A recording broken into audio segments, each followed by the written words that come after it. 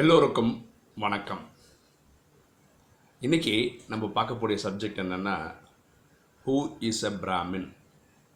பிராமணன் என்பவன் யார்? உடனே எல்லோரும் சொல்லுவாங்க, இது ஒரு ஜாதி, இது என்ன பெரிய விஷயம் அப்படின்னு.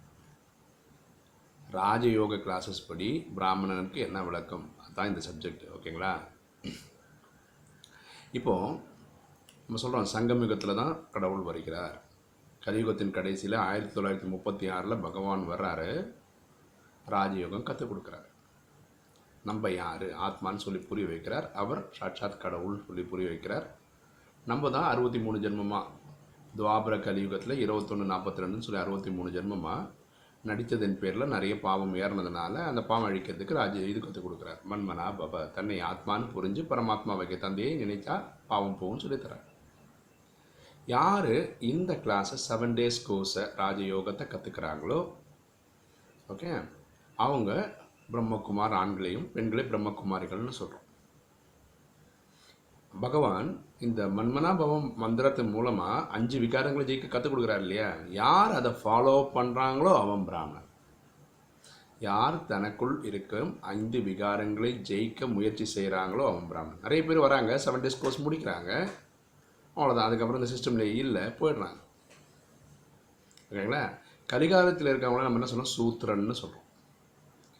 அந்த சூத்திரனில் இருந்து இந்த ராஜயோகம் கற்றுக்கிட்டா அவங்க பிராமணன் ஆகிறாங்க.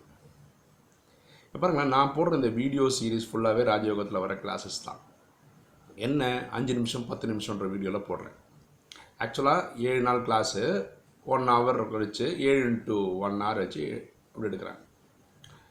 நான் மட்டும் எப்படி எடுக்கிறேன்னா, நான் இங்கே வந்து ஒரு 6 வருஷம் 7 வருஷம் ஆகிடுச்சு. 7 வருஷத்தில் இந்த நாலேஜில் என்னெல்லாம் கற்றுக்கிட்டனோ அதெல்லாம் வந்து இந்த 7 days கோர்ஸில் வர்றவங்களுக்கே சொல்லி கொடுத்துருவேன் நான். அதனால் நான் எடுத்தால் 15-20 நாள் ஆகும். அதுதான் நீங்கள் இந்த வீடியோ சீரீஸாகவும் பார்க்குறீங்க. ஓகேங்களா? ஸோ இதோட ஐடியா என்னென்னா, இந்த வீடியோ போடுறதோட ஐடியா என்னென்னா, இந்த நாலேஜ் எப்படிப்பட்டதுன்னு ஒரு ட்ரெய்லர் உங்களுக்கு கிடைக்கணும், ஒரு வாய்ப்பு கிடைக்கணும், என்ன தான் தெரிஞ்சுக்கிறதுக்காக. அது தெரிஞ்சதுக்கப்புறம் உங்களுக்கு ஒரு ஆர்வம் ஏற்பட்டு நியரஸ்ட் பிரம்மகுமாரி சென்டர் உலகம் ஃபுல்லாக இருக்குது, 140 கண்ட்ரியில் இருக்குது, எங்கே வேணால் நீங்கள் போய் கற்றுக்கலாம். அந்த முயற்சி தான் இந்த வீடியோ போட்டுட்ருக்கோம். புரியுதுங்களா?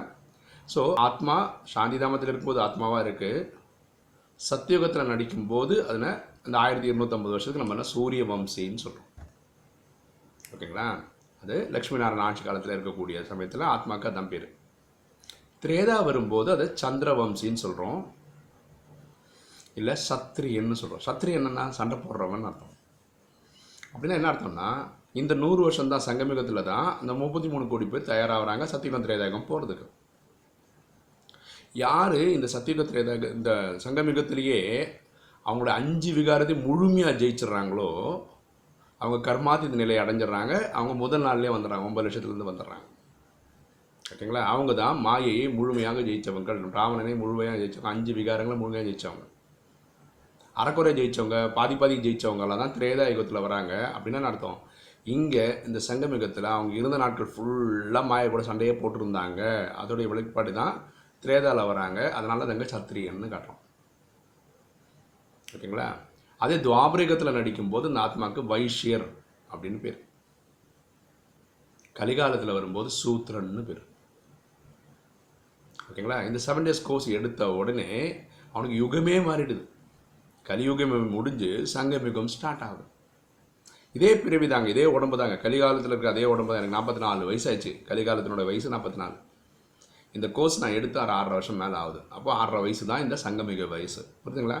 இது இப்படி தான் பண்ணணும். இது ஒரு மறுபிறப்பு. கடவுள் ஒரு அலௌகிக பிறப்பு கொடுக்குறார் நமக்கு, கலிகாலம் முடிஞ்சிச்சுன்ற மாதிரி கொடுக்குறார். ஸோ அதுக்கு ஒரு பேர் கொடுக்கணும்ல, அதுதான் பிராமணன் சொல்கிறோம். யார் தன்னை இதனோட உள்ள 5 விகாரங்களை ஜெயிக்கிறாங்களோ அவங்க பிராமணன்.